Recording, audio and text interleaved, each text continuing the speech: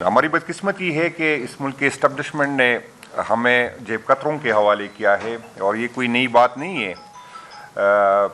जब से ये ख़ानदान हम पे मुसल्लत किया गया है और ये इतने है कि इसकी जब वालिदा बीमार थी तो उसकी तीमारदारी के लिए भी एक सरकारी एक इदारे से उसकी तनख्वाह जाती थी। तो इस ऐसे लोगों को हम पे मुसल्लत किया गया है।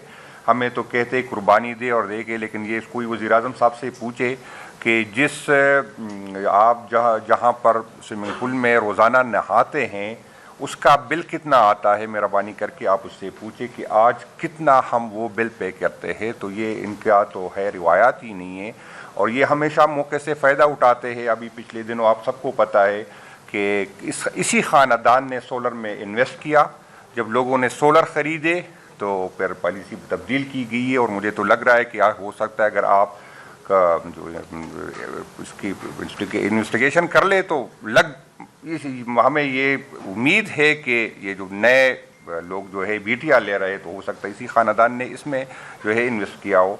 और सीम साहब ने पहले बात की है तो या तो रियासत फैसला करे रियासती रवैयों से, तो हमें ये लग रहा है कि या तो KPK को ये इस मुल्क का हिस्सा नहीं समझते या ऐसे हालात बना रहे कि KPK के लोगों को रियासत और रियासत इदारों से मुतनफ़र किया जाए।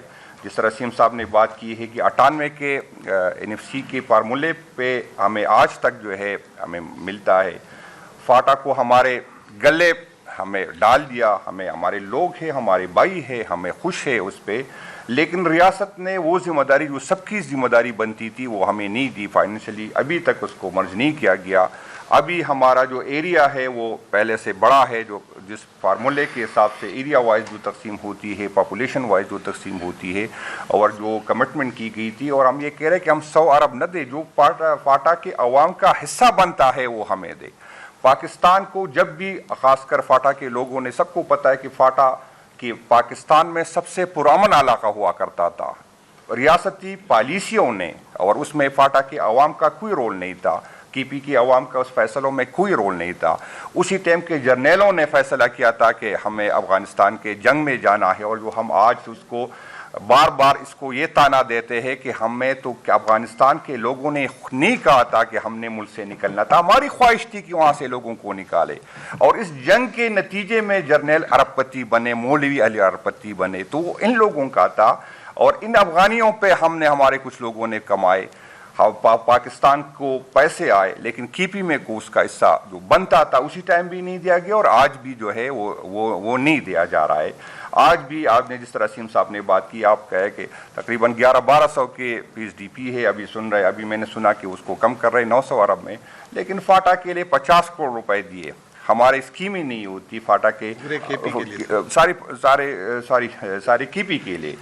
तो सूबाई हुकूमत के अपना जो हिस्सा बनता है NSC के मुताबिक वो भी हमें नहीं मिलता। रॉयल्टी में जो हमारा हिस्सा बनता है वो भी हमें नहीं मिलता।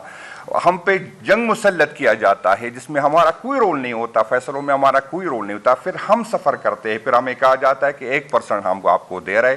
तो भाईजान 1% अपने पास रखे, लेकिन जो आपने हमारा इंफ्रास्ट्रक्चर तबाह किया, हमारी जो है इंडस्ट्री तबाह की, वहाँ से स्टाफ इंडस्ट्री सारे KP में मुझे बता दे कि कहाँ पर इंडस्ट्री है। तो हम जब रियासत ने फैसला किया था कि अफगानिस्तान जंग में जाना तो हम KPK में रियासती इदारों ने जिहादी भर्ती की, ये किसी से छुपी गुटी नहीं है।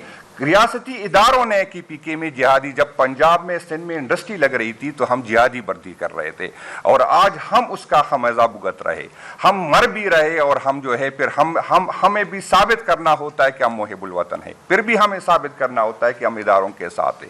हम जो है हमारा जो हिस्सा इस रियासत के साथ बनता है वो हमें नहीं दिया जाता है। हम रोज़ाना लाशें उठाते हैं फिर भी हमें जो है साबित करना होता है। हमारे जनाजे यहाँ पर लोग कहते हैं इदारों ने कुर्बानी दी, हम इदारों की कुर्बानियों की कदर को निगाह से देखते हैं। जो भी इस मुल्क की रियासत के लिए कुर्बानी देता है, चाहे सियासी वर्कर हो चाहे पूंजी हो, हम उसको सलाम करते हैं। लेकिन भाईजान हम जो लाशें उठाते हैं हमारी लाशों पे डंडा नहीं होता, हम जो लाशें उठाते हैं उस पर सलामी नहीं होता, उसको कोई प्लाट नहीं होता, उसको तो साबित करना होता है कि मैं बेगुनाह मरा हूं। ہم لاشیں بھی اٹھاتے ہیں پھر بھی ثابت کرنا ہوتا ہے کہ ہم اس ملک کے ساتھ کھڑے ہیں. تو ریاست اپنے اس پہ نظر ثانی کرے. ریاست کی پی کے عوام کے ساتھ جو کر رہی ہے, یہاں پر جس طرح سی ایم صاحب نے بات کی, اتنی بڑی کرائسس ہے. ریاست نے فیصلہ کیا ہے کہ ہم نے اسرائیل کے ساتھ بیٹھنا ہے, لیکن پارلیمنٹ کو اعتماد میں نہیں لیا, عوام کو اعتماد میں نہیں لیا. ریاست نے اس طرح ایران کی جنگ کا, ایران کے ساتھ جو ہو رہا ہے, آج تک وزیر اعظم نے پارلیمنٹ کو اعتماد میں نہیں لیا.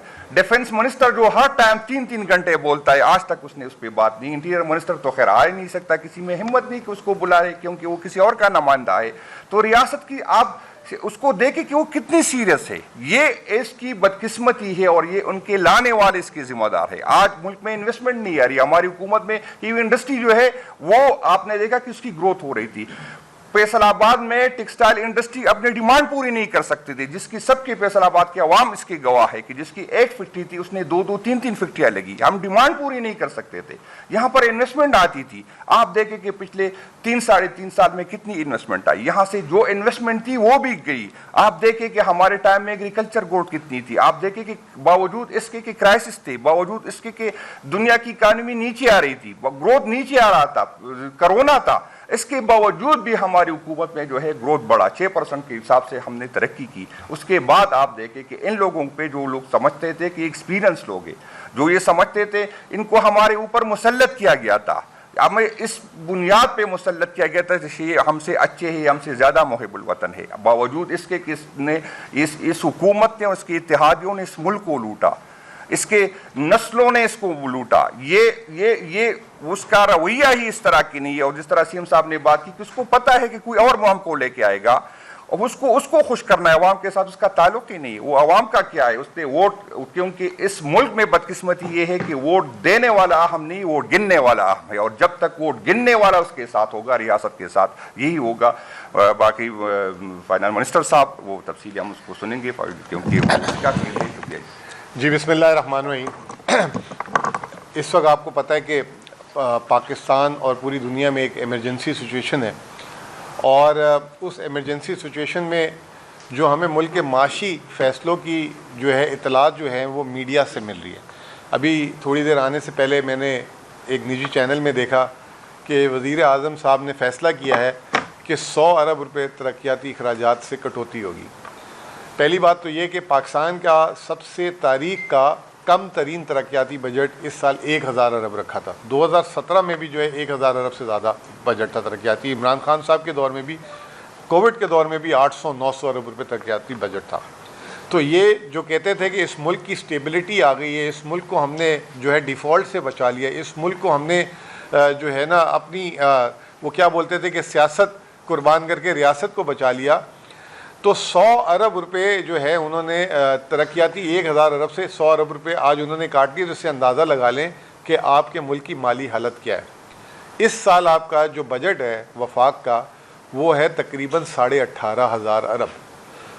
18,500 ارب کے بجٹ میں والا ملک جو ہے وہ ایک ہفتے کی جو 23 ارب روپے, اور جو میری کیلکولیشن ہے حکومت کہتی ہے کہ انہوں نے 2 ہفتوں میں ایک کم 70 ارب روپے عوام کو سبسڈی دے دی ہے.